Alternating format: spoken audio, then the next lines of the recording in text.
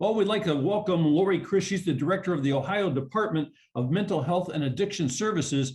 And this is certainly a good time, a great time to talk to you because with the pandemic going on and all the different problems, kids going back to school, kids are having some issues, aren't they? Back to school is always a difficult time for young people. Just that transition from one season into another, from maybe a more relaxed environment into a structured environment, it can be really difficult. The pandemic has certainly added a layer of stress to that with hybrid environments or maybe going back in person for the first time in several months. So stress is definitely part of it. Yeah. So how do we identify some of these things? A kid, everybody's a little nervous, so it wouldn't be being nervous. It wouldn't be this. It wouldn't be that. What are some of the signs?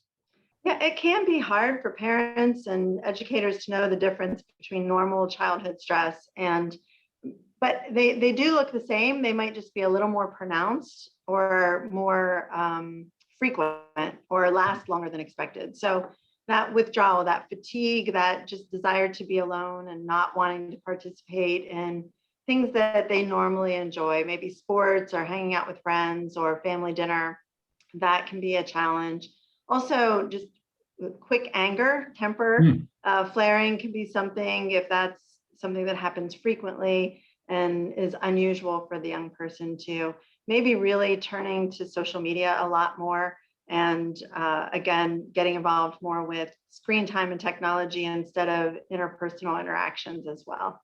Right. I hear the term transition age, and it seems like, this is the area we're focused on. What is the transition age and what does that mean?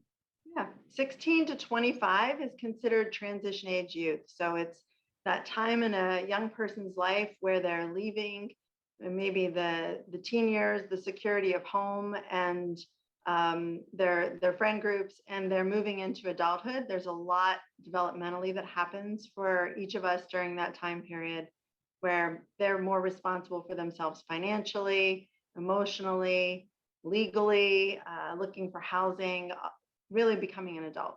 Mm-hmm.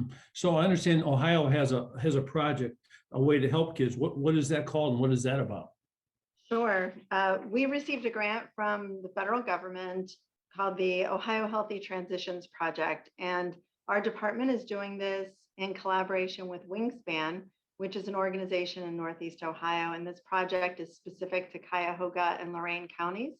And it really is aimed at helping youth and young adults between the ages of 16 and 25 find that connection to peers, get the supports and services that they need, particularly those youth who are struggling with serious emotional disturbances or significant mental health problems. And as I listen, you think you have to help the children, but you almost have to help the parents to understand what they see and what's going on around them so they can make this adjustment and ask for help. That's right. Early identification and intervention is a big part of what Governor DeWine's prioritizing and our department is working on. So helping families, teachers, pediatricians better understand what the signs and symptoms of these serious mental health challenges are, and then where to go for help, not just for the youth, but for themselves as well. Yeah, so let's reinforce that. Where do they go for help? How do they get help and what kind of help will they receive? So there's a couple of call lines that they can use. The Ohio Care Line, any family can call to ask for information about how to get help and to get connected to those resources. Or if they're in crisis, they can get a crisis response. And the crisis text line too. So texting the word for hope to 741-741, and they'll get them on the pathway to connect to other services at the local community level. And I just like to reinforce the idea too, that if you think you might need a little help or you think you need somebody to step in, that's when you make the move. You don't wait till it's too late. You jump in early and get this thing fixed up. So Lori, Chris, thank you so much. And thanks to the state of Ohio also. Thank you so much for having us here today to highlight this important work for the youth of Ohio.